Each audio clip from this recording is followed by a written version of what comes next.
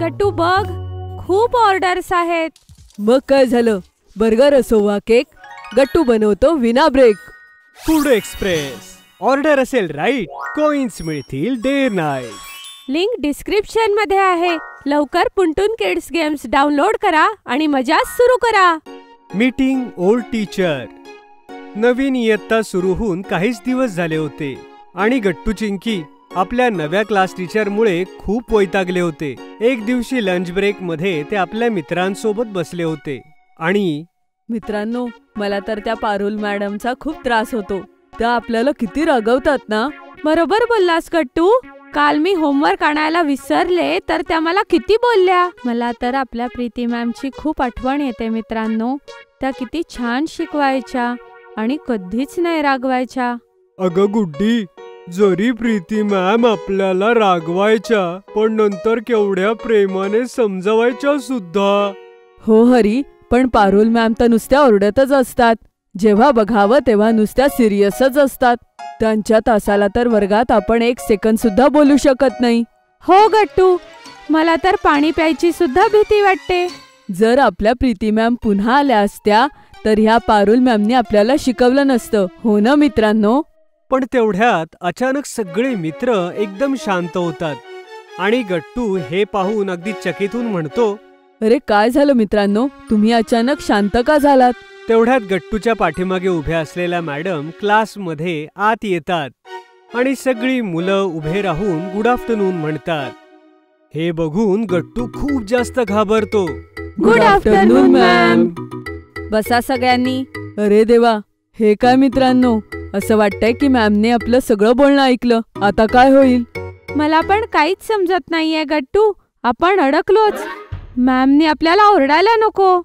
पण जसा गट्टू चिंकीने विचार केला होता तसं काहीच होत नाही. मॅडम रागवलेल्या मात्र दिसत होत्या, पण त्या गट्टू चिंकीला काहीच म्हणत नाहीत. सगळ्यांनी लवकर वह्या काढा आणि गट्टू तू वाचायला सुरुवात कर. Okay ma'am. मग गट्टू वाचायला सुरुवात करतो आणि असाच वर्ग संपून जातो. मॅडम कुणाशीच न बोलता वर्गातून निघून जातात. बेल वाजते आणि सुट्टी होते. आता काय होणार गट्टू चिंकी, मॅडम तर काही म्हणाल्याच नाही. ते आपल्याला सस्पेंड तर नाही ना करणार. असं नको बोलू हरी, असं काहीच होणार नाहीये. बरं, संध्याकाळी आपण सगळे बागेत भेटूया, मग ह्यावर चर्चा करूया. हो ठीक आहे गट्टू, संध्याकाळी भेटूया. सगळी मुलं आपापल्या घरी निघून जातात. पण गट्टू चिंकीला विचार करून करून खूप भीती वाटत होती आणि त्यांना खूप गिल्ट फील होत होतं. संध्याकाळी ते सगळे पुन्हा जेव्हा पार्कमध्ये भेटतात तर खेळण्याच्या ऐवजी सगळेजण चुपचाप एका जागी बसतात. मला तर खूप काळजी वाटतेय गट्टू. असं कसं होईल की मॅमने आपलं सगळं बोलणं ऐकलं आणि तरीही काहीच नाही बोलल्या. मी तर म्हणतोच आहे ना मित्रांनो, जरूर मॅडम आपल्या सगळ्यांना सस्पेंड करणार आहेत आणि ही वादळापूर्वीची शांतता आहे. हो मित्रांनो, जेव्हा कोणी होमवर्क करून येत नाही तेव्हा पारुल मॅडम त्यांना वर्गात सुद्धा येऊ देत नाहीत आणि आपल्याकडून तर केवढी मोठी चूक झाली मित्रांनो. सगळी मुलं हा विचार करून परेशान होऊन बसलेली होती की तेवढ्यात कुणीतरी त्यांना आवाज देतं. या कुणी दुसऱ्या नाही तर त्यांच्या मागच्या इयत्तेतल्या आवडत्या शिक्षिका प्रीती मॅम होत्या. मुलांनो, तुम्ही सगळे इथे काय करताय आणि चेहऱ्यावर 12 का वाजलेत. प्रीती मॅडमला असं पाहिल्यानंतर सगळी मुलं अगदी चकित होतात आणि सगळे धावत जाऊन त्यांना मिठी मारतात. मॅम, तुम्ही इथे कशा. मुलांनो, मी इथून पार्क जवळूनच जात होते, पण बघितलं की तुम्ही सगळे असे त्रासलेले दिसताय म्हणून मी तुम्हाला भेटायला आले. सांगा काय झालं. मॅम, आमच्याकडून खूप मोठी चूक झालीये. हो मॅम, आणि आम्हाला ह्याचं खूप दुःख होतंय. काय पण झालंय का मुलांनो, तू सांग गट्टू. मग गट्टू प्रीती मॅमला घडलेली सगळी हकीकत सांगतो. असं झालंय मॅम, पण तुम्हीच सांगा, आम्ही काही चुकीचं तर नाही बोललो. पारुल मॅम खरंच खूप भीतीदायक आहे आणि त्या आम्हाला नेहमी रागवत असतात. आम्ही काहीच चुकीचं नाही बोललोय.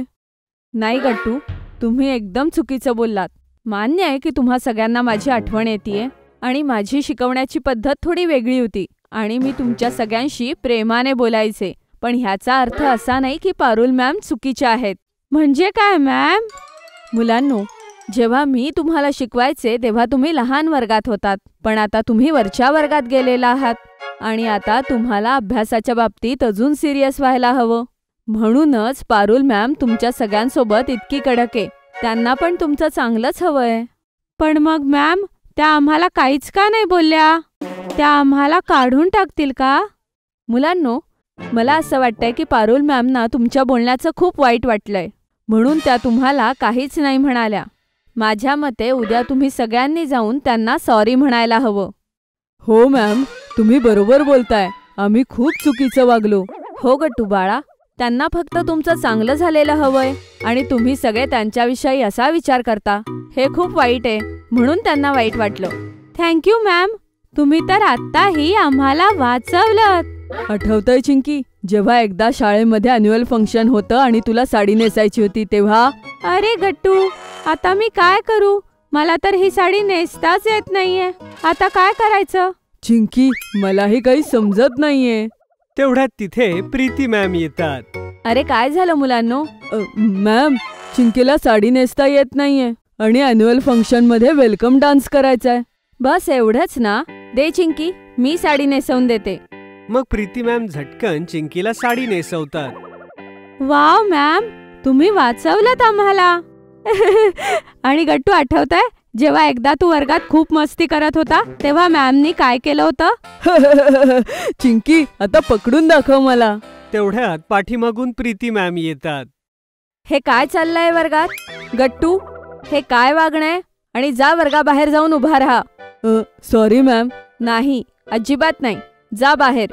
मग गट्टू बाहेर जाऊन उभा राहतो आणि पूर्ण पिरियड तो बाहेरच उभा राहतो. पण दुसऱ्या दिवशी जेव्हा तो वर्गात येतो, आज मी वर्गाचा मॉनिटर बदलतीये आणि वर्गाचा नवीन मॉनिटर दुसरा कोणी नाही तर गट्टू आहे. काय? मी? पण का मॅम? मॅम, कालच तर तुम्ही त्याला वर्गात मस्ती करत होता म्हणून बाहेर काढलं होतं आणि आज तुम्ही त्याला मॉनिटर केलं? हो मॅम, हे तर खूप विचित्र आहे. हा माझा अंतिम निर्णय. गट्टूच वर्गाचा मॉनिटर बनेल.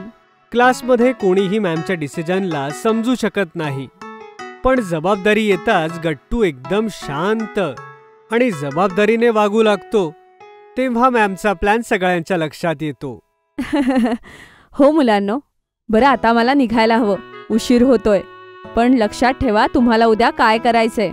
पारुल मॅमना सॉरी म्हणायचंय. व्हेरी गुड मुलांनो, बाय बाय.